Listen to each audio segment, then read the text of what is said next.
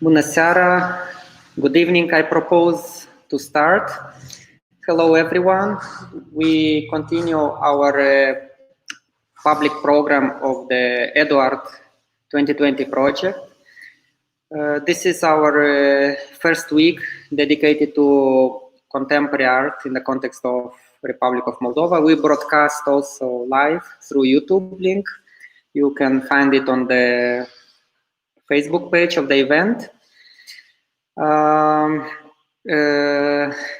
So we broadcast from Chișinău, from Spațiu Cultural Center, and we will be tonight with Ovidiu Tichindeleanu, who is a philosopher, art researcher, and critic, and who will contribute with a presentation about local history entitled Local History in an International Context, Decolonial Strategies in the Visual Arts and Cultural Sectors. Ovidiu, we are very happy to be with you here, virtually. And in total, we have around 1.5 hours, including questions. It's up to you how you distribute the time, how much time for presentation, how much for questions. So welcome, and let's hear you. Thank you. Thank you, Vladimir. Good to be here, good to see you all in one piece. I hope everybody is doing well. I think we're gonna try to keep it to 30-40 minutes and then talk a little bit, right? But for now, you can hear me well, right? Okay, cool. Yeah, so thank you again for the invitation. Of course, I wish we could have been face-to-face, and then the workshop would have been a little bit different.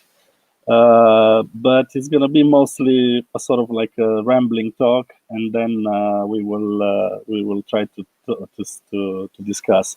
I will try to share my screen at some point. I think that's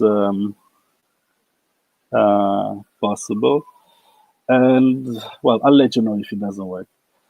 So basically, today, I just want to start first with a disclaimer, because the presser might have suggested that I will present some comprehensive report on the presence of Moldovan contemporary artists on the international scene, and I will not do that.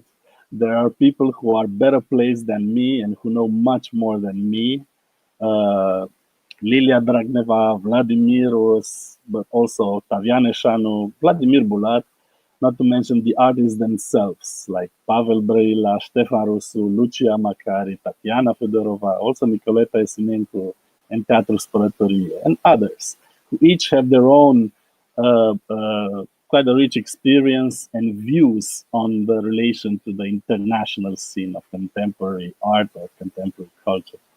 So what I will do instead is to bring into focus some issues related to the center-periphery positionalities and relations for cultural workers, of which visual artists are a kind.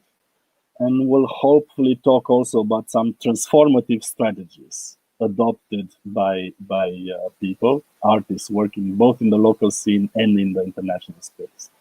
And we'll see from that what gets picked up in the discussion later.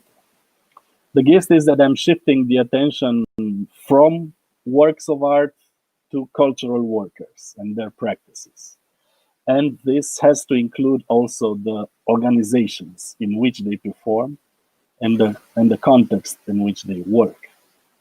So I'm also a bit worried of doing some sort of vertical theoretical intervention, like explaining what decolonial thought is or does, then applying it to Moldova, Romania, or the region. But I'll only say this to begin with, to get to avoid, the question that keeps on coming. Yes, in the past years, we've seen indeed a more frequent use of the term decolonial. And lately, a few academics and some other people have rushed to declare that the decolonial is fashionable now, but it is not. We have seen only recently actual efforts put into changing institutions and the production of knowledge. Only in 2006, the Bristol Industrial Museum was changed into the Bristol Transatlantic Slavery Gallery, showing for the first time the role of Bristol in the transatlantic slave trade. And in a city whose bus company employed until the early 60s only white drivers, right?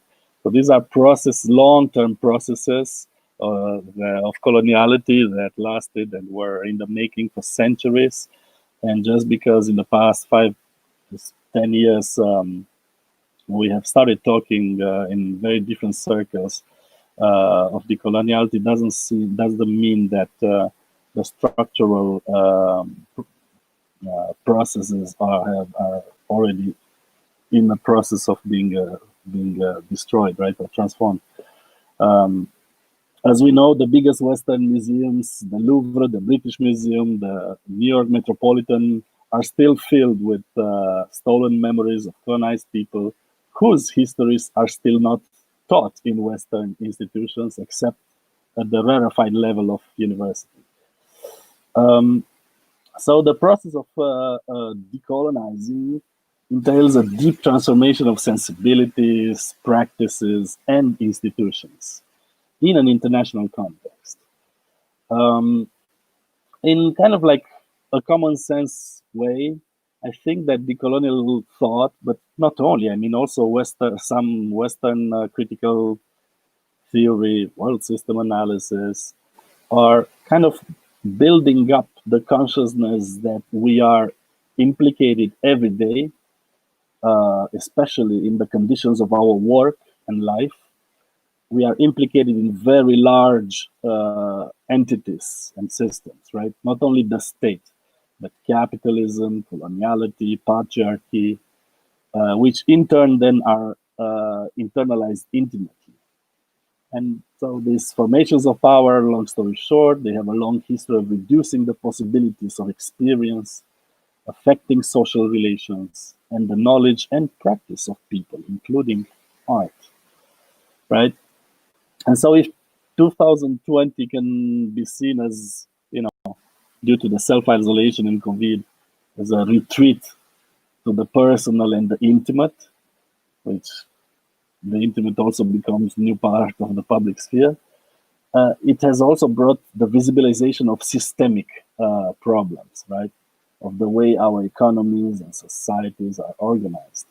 So maintaining social distance has exposed the social divides.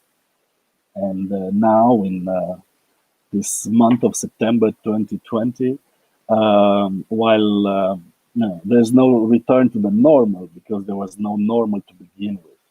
So we have to work as much as we can from our standpoints in building a local culture of the rejection of normalization and of building solidarity and communal agency, right? And I also, as a last general, way too general remark, I think in this context, art itself, or art, moves kind of beyond criticism towards already creating other sensibilities and knowledges. All right.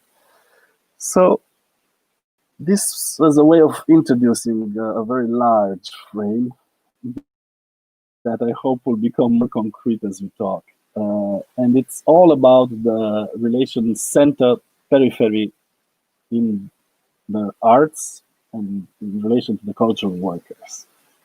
And I would propose that the context of the center-periphery relations for the cultural workers is given by the relation between the international scene versus the local scene.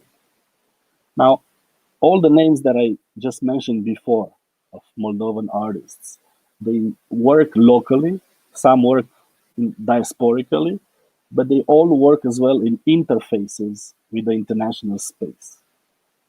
Oberlicht itself and these events have been such an interface to the international space.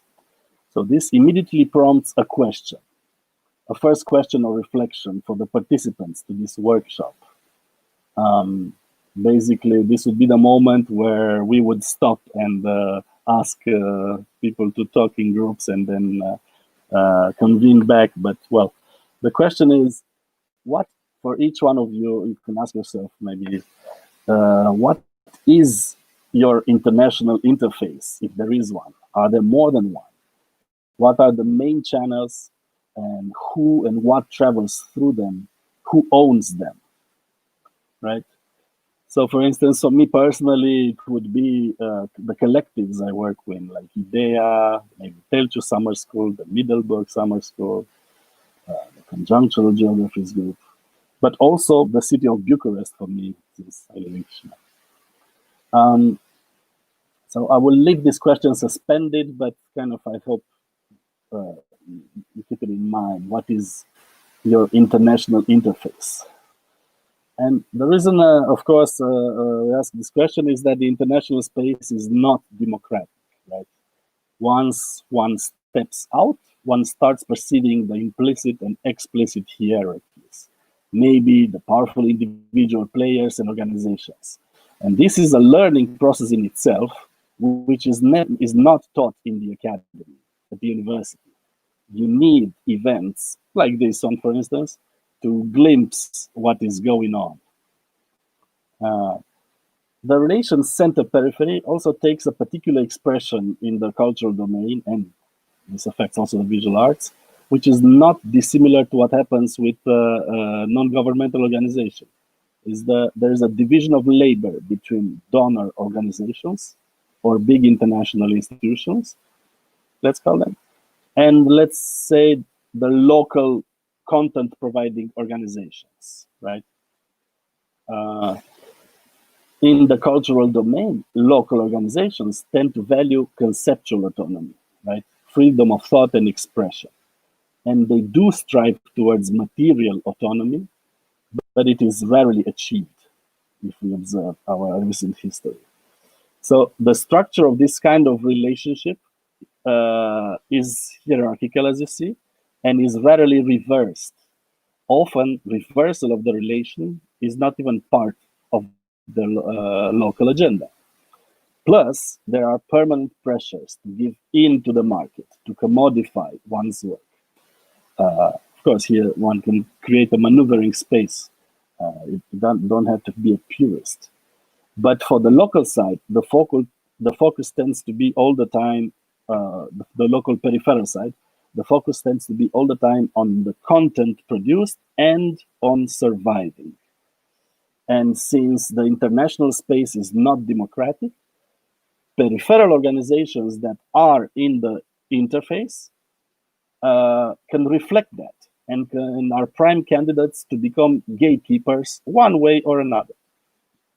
Now, in order to break gatekeeping as well as domination, people from peripheral cultural spaces often adopt the strategy of individualist survival. So pursuing scholarships, temporary positions, sometimes going with the flow of labor migration, then jumping on a different boat.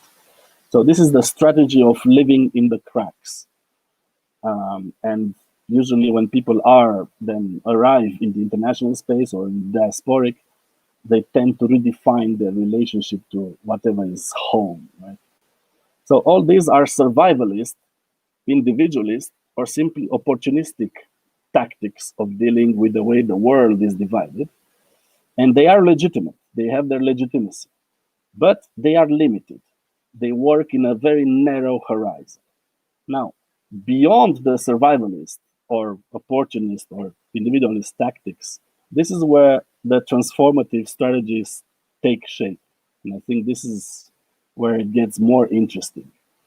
Transformative strategies aim at changing a given situation, materially, but also insofar as who speaks or who shows is concerned, right? And for transformative strategies, we need a little bit of theory, of theoretical reflection. Now this, I guess, would mark the second interruption of my of my talk, as I would love to learn from you immediately what would be your reaction to the idea of transformative strategies. Yeah, like the question here is not about what can I do, but more about what am I already doing with my time? What are we already doing? In what processes of collective transformation are we involved, willfully or not? And what would we want to change from where we are? What would we leave away going on a journey from where we are? That would be a kind of like a second question after the one on the interface, the one on transformative strategies. Just an intuitional sense of it. Now, I said that this needs a little bit of reflection and of conceptual intervention, but doing theory in the periphery is not the same as doing theory in the metropolis. What counts as theory might be very different. This also means that the reasons of not being sensible to theory might be different in the periphery. So basically, we need to develop the reflection at the point of praxis rather than applying traditions. Now, from my experience, I know there is a certain discomfort with doing theory in Moldova. I'm still not sure when do ideas matter, even sensible ones. There is always that move of returning to one's habits. Sometimes people just stop listening or assume it does not concern them or that it's not something to be understood. Sometimes one can take the defensive position of refusing to take anything in. Another anti-theoretical move is regressing to truisms and banalities. So any real idea will be crushed against the flat banalities, right? And another very well spread anti-reflection move is to regress to the bureaucratic or technocratic language, which are mistaken as pragmatic when they only refer to paperwork. So there is an anti-theoretical local context, which has to be acknowledged. And of course, it comes into relation. Maybe it has to do also with rural-urban divides, with emerging class divides, all that. But it comes into relation also with the, let's say, the international anti-theoretical context, right, of the neoliberal culture, which says that the market basically is all there is, and money is the only form of value. So if you, as an artist, want to create different forms of value, what the neoliberal culture will tell you is that no, you only have to create value, something that can be sold. We don't need a new form of value. We already have it. It's money. So it's a very reductive position, right?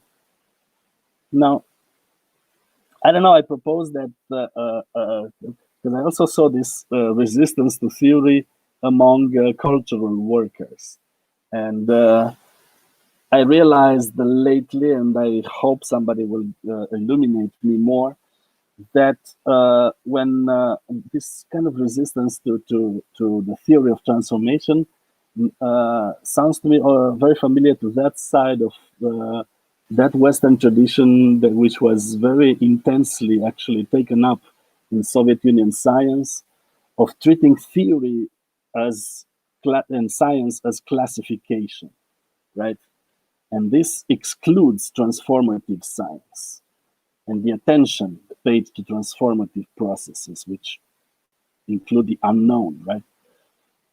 It also normalized the focus on understanding theory as classification, normalizes the perception that whatever doesn't tell you where everything fits, it's not clear and it's not science. And so from the outset, critical social science, or attention to transformative strategies, is in a difficult position. But this also means that if artists or cultural workers want to do conceptual interventions, they have to subvert or destroy classifications explicitly, right? And then I would say that when looking at the cultural workers in the wider picture of center-periphery relations, one can notice that they are working across at least 4 domains, which are themselves divided, and in relations of antagonism, structural antagonism. So state culture versus international context versus local scene versus local social economic life. These 4 domains, for a periphery and for a semi-periphery also, these 4 domains are not, they are entangled, but they are antagonistically entangled. So the state culture usually opposes the international context. The local cultural scene usually removes itself away from the local socioeconomic life tendentially, and so on and so forth. A simple game of associations can start opening up, or bringing a clearer picture of these interlocking domains that we are inhabiting. In Chisinau, I guess, the first thing that would come to mind when it's about the state culture is Dodon, right? And the first thing that will come in this context that we are about the international context is the term contemporary art. Then the first thing that would come to mind about the local scene, in our case here, Oberlicht. And then the first thing that would come to mind about the local socioeconomic life, the socially vulnerable people during the pandemic, right? Like the homeless helped out by the Solidarity Initiative Coliba Albastră. Shout out to Platforma. So even this simple as game of free associations, you can clearly feel the antagonisms, the structural antagonisms that we are inhabiting as cultural workers. So what does Dodon have to do with contemporary art, with Oberlicht, with the vulnerable people, right? There's many antagonisms happening there. And therefore, the transformational strategies need to address them and to reverse the power relations between these poles.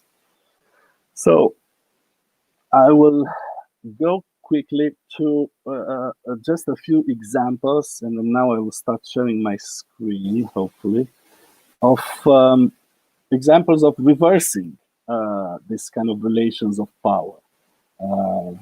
And the first example that I would give, if I can, let me see. I can share my screen. All right. Let me see.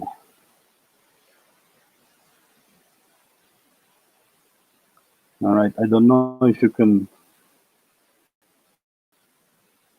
you see now? Maybe Vladimir, you can confirm me, because I switched the screen so I cannot see the, can you see this? It's we can see it. All right, cool. So the first example, it comes from the work of Jeanette Ehlers and Lavonne Bell, I Am Queen Mary, from 2018, right? It's a monumental public sculpture, so it's in a very conservative and traditional form. But what it does do is, this is in Copenhagen, and it's in the former Danish West Indian warehouse in Copenhagen, which is now belonging to the Academy of Fine Arts. And in front of this building, on its left side was a big replica of the statue of David from Florence in white marble, right? So what Jeanette Ehlers and Lavon Bell did was propose the creating this statue of that basically is the combined figure of Jeanette and Lavon Bell to remind Denmark of its colonial history and involvement in the Atlantic slave trade, which lasted for 2.5 centuries. So this is an example of claiming possessionality, reversing relationships, and bringing to presence the other. And this all with very traditional forms, right? Now, another example that will not work, I realize, because it's a video, so well, I'll just talk about it and I'll send the link in the chat, is Aldo Ramos's series of lecture performances on the history of chocolate and on cacao. Basically, Aldo Ramos enacts a reversal of perception by, well, when one hears chocolate, one usually is thinking, right, about Switzerland, US, Italy, the Netherlands, giant Western corporations like, you know, Nestle, Mars, Ferrero, Hershey, all this stuff. And what Aldo does is retrace the history and the global circuits of trading cocoa beans, their relationship with colonialism, and the 500 years economic circuits that have been created. Then he also goes further into this, not only showing the way capitalism works, right, and set up on the structural relations of colonialism, but it also shows what the seed of cocoa was used for and what it meant for the indigenous people who gave it to the world, and what it still means, for instance, in the indigenous communities around from the autonomous Zapatista territories, right? So the purpose, of course, of this reversal of power relations, turning around the empires of chocolate, and is well, sort of practical decolonization and a change in perception, right? And then I would give the example of as a third example. Well, I would say the flat space for changing institutional structuring, right? Because the flat space designed by Stefan Rusu maybe, I don't know, integrated itself perhaps too well in the surrounding space of, you know, permanent constructions and ruins of this transition to capitalism, so that it even remained invisible for passers-by who thought, it's just another unfinished ruin, right? But the flat space, indeed, thanks to the work of many people, Vladimir here present and others, the flat did take unexpected functions of congregating groups, including urban activists, and became indeed an unexpected center of Kishinev, right? The second example of reversing relations of power, but within the institution, like the flat space, but maybe in a more radical way, was Raluca Voinea's Orangerie from the Transitro place in Bucharest, right? So from 2012 to 2009, in an art gallery space, the Orangerie basically created a community of people and transformed the very function of that space, the art space, into one of not only community building, but changing also where the focus of attention went, as Raluca said it, to towards spaces for hosting fragile plants and fragile ideas. So these are just 3 small examples of reversing relations of power within the institution, within the international space, and respectively within our daily practices of consumption. Yeah, and these are, let's say, reversals, right? But transformational strategies do not need to be only reversals. They can work also by way of building up, let's say, a platform, or, right? And I will go through a few transformational strategies that East European artists and intellectual workers have already used, and which bring out open questions. So, in other words, work that needs to be done. So, the first strategy that I will talk about is, claiming one's unique positionality in the world, right? So here the world can be seen, if that's what you do, as the international art scene, and then one can claim the status of periphery, as we saw in Livia Pancu and Florin Bobu's presentation in the case of the Iași peripheric biennial, right? Then the world can be seen as the capitalist world, and then the socialist past comes forth as a difference. So this is one strategy of claiming one's positionality in the world. And I guess Pavel Breila's Shoes for Europe from 2002 is maybe the iconic moment of this claiming in Chisinau, right? And by the way, it's the 20-year anniversary of the video. It should be celebrated with a special screening. But a more recent example is, let me see if I can open this one, is the, all right, let me,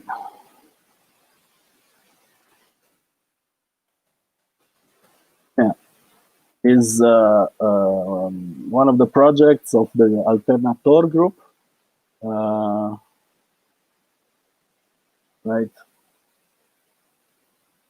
So the photographic and documentary research of the Danube-Black Sea canal, which has many high offshoots, high school sessions, visual reflections, and this is a way, indeed, a very interesting project that claims positionality and claims one's own cultural archive and actually recreates it in the process. Yeah. So a second strategy is, well, this one I would say defining one's own negations. So Maria Lugones, she had this question, this weird question. She was asking, like, what has you? What takes up your efforts and time, and what draws you in? What carries it with you, right? And so once you kind of start asking that question for yourself, then you can maybe point to the negations that limit your practice and your work. And of course, I have to mention, to point to Aneta Monakisha and Lucia Gachkova's work from 2007, I think, or 2008, The Trivial Few, which, well, way before the Occupy movement, they were doing these handwritten lists to apply the economic rule of the uneven distribution of global wealth to their own aspects of personal life and artistic practice. Yeah. In this work of defining one's own, this strategy of defining one's own negations, I would also mention, Tatro Spalatoria's work on bringing to visibility the labor migration, the geopolitical West-East dichotomies internalized by migrants, and the local articulations of patriarchal order. Right? The third strategy that I would, of transformational strategy, is, taking a systemic but humble approach. And so I would give the example of Rosalinda Borcilla and the collaborating project that she did with Brian Holmes and others in Chicago, where basically they looked not only to find the origin of the city of Chicago, which is already a big project, but what makes us, what calculates us, how is a city calculated, and how it is a city involved in the logics of coloniality and capitalism. Now, a systemic approach does not need to be as grand, right? Just a few weeks ago, Anastasia Oprea presented at the Telciu conferences about the network of eco-villages that take explicitly a systemic approach. So they do not only provide alternative ways of producing and distributing vegetables, for instance, but also of living and relating to capital, the state. They have opinions, right? And clearly the movements towards or with rurality and questioning the relations between the urban and the rural worlds are, and exploring the positive side of the growth are a way to that will still need to be unpacked. Yeah.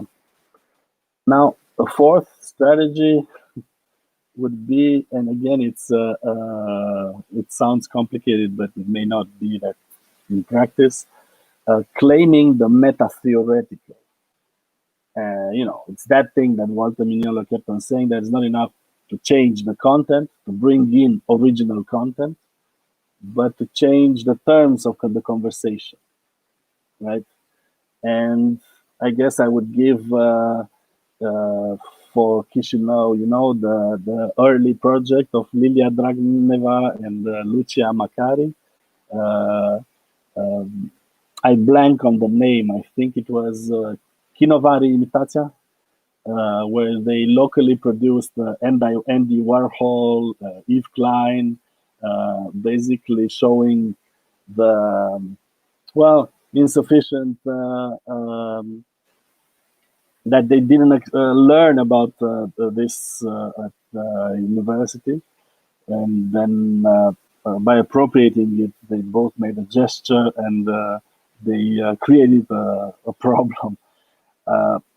And in this, but the wider function of this strategy would be indeed claiming the meta-theoretical, saying that, listen, I'm defining my own context. And this is part of the work that I do, part of the work of art or the cultural work that I do. This is also something that maybe Ciprian Mureșan has been doing by recontextualizing and remaking works of art or textbooks of or known textbooks of drawings that you were supposed to learn in the while studying fine arts. The more he appropriates, the more he claims the meta-theoretical, so that basically you avoid being recuperated. There will be much to say about this, but I'll just jump to the fifth strategy and stop a little bit after that, which is the simplest one maybe, or it sounds simple, and it's about practicing a reorientation of sensibilities. And I guess because it's still in my mind, I would give the example from yesterday, the discussion between Alexandra Piric and Paco Calvo, in a collaboration between art and science, of what can we learn from plants, the movement of plants, tuning in to the time scales of plants. So a project of reconfiguring or reorienting sensibilities, not only beyond the industrial or beyond, not only beyond the city, but in relation with our planet or the other elements of our planets as living beings. So these are these strategies, claiming one's positionality, defining one's negations, taking explicitly a systemic approach, claiming the meta-theoretical, reorienting sensibilities. These have already have a rich local history, and I've only mentioned some Moldovan and some Romanian artists, I think, but of course they have a very rich history all throughout our region, and then in different peripheries, I think also. And I'm not proposing them as an overarching theoretical model by which to understand, how peripheries deal with centers, but as clues for, building our own cultural archive, building, the building up the resources for transformative practices that we very much need in this moment of history. All right, I will stop here, and then we will talk. And I think I'll stop sharing the screen if I can.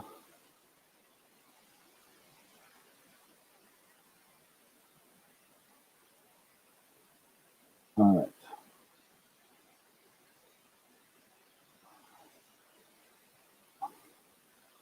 All right, so I know this is kind of like a lot. I told you from the beginning this is going to be a rambling talk. So let's see what you picked up, and maybe we can start with the two questions that I asked at the beginning. What is your international interface, and what do you see as transformational strategies? Yeah.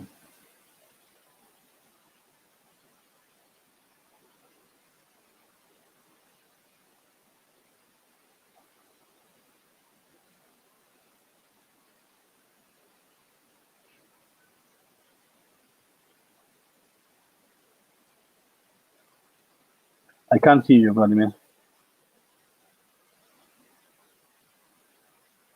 Can you hear me now? Yes. I will just write down the questions just for those who missed them or who would like to go back to the written.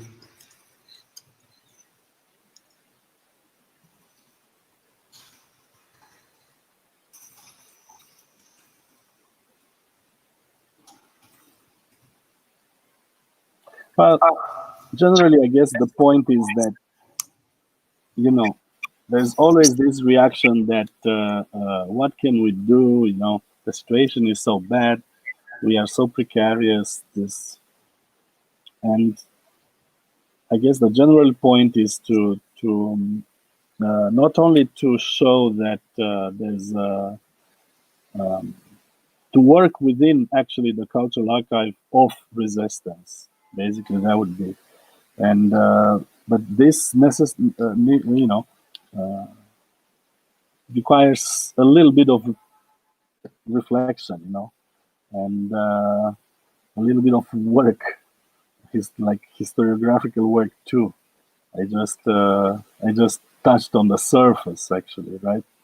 But basically, even this cursory view, I think maybe at least that was my intention, to show that there's already a wealth of of practices and strategies that people have used to subvert the center-periphery relations, or to even to transform them altogether.